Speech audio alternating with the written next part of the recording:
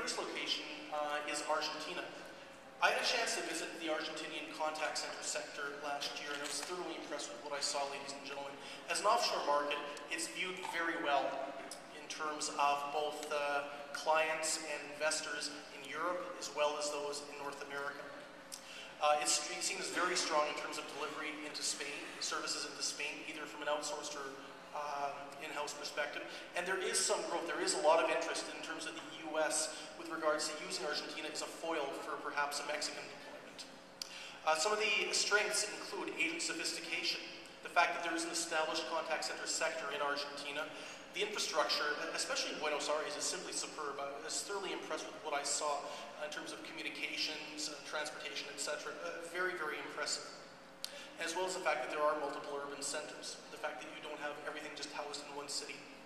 Concerns, the stability of the government and the relations between the president, the executive branch, and the legislative branch certainly was discussed a lot when I was in Argentina, as well as the increase in price points.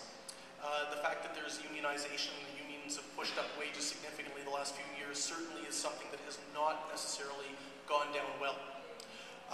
Something else that I don't think anybody can help unless you invent one of those Star Trek transporter things is it takes a long time to get there. I mean, I flew from Montreal and it was a 17-hour trip and worth every minute, but at the same time for executives who want to get to a location and get back quickly, it might be a little off-putting in terms of the amount of time you're going to spend traveling on an airplane. Now the next location I'm going to talk about is Jamaica, which might come as a bit of a surprise, but I had the chance to visit Jamaica about 6 or 7 weeks ago with a delegation from the United States, taking a look at what was happening with regards to contact centers. And one of the things that struck me very quickly was this is a good nearshore location for English-speaking work into both the United States and Canada.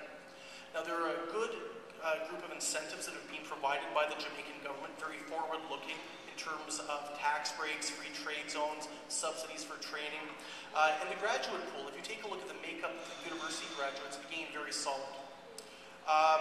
If we're talking a little bit about the price levels, real estate, commercial property, and wages, again, very competitive at this point. Some of the limitations, well, first of all, languages. And if you're dealing with the United States and Canada, and you want to deal in a big way, you're going to need to have some Spanish capacity, and you're going to have some French capacity. And I'm sorry, but importing people from other Caribbean islands to work in Jamaica, I don't see as a practical solution. Yet that was trotted out as a possibility by a number of executives on that island. And it's something that I think they're going to need to try and come to terms with. Again, a population scalability, it's less than 3 million people. And if you have wide-scale deployments, the concern there will be how quickly do you cap the market out. And finally, there's going to have to be efforts made to try and combat corruption, fraud, and crime that does exist as a problem in Jamaica. And to the government's credit, they are working on this. They're working very aggressively to improve the transparency and the general nature of public safety in that country. And they should be applauded on it, but there is some work to be done.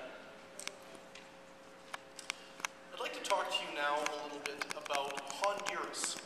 And similar to Jamaica, Honduras is a spot that I had the chance to visit, and in the last 2 or 3 weeks. I know we've got some representatives from Honduras in the audience.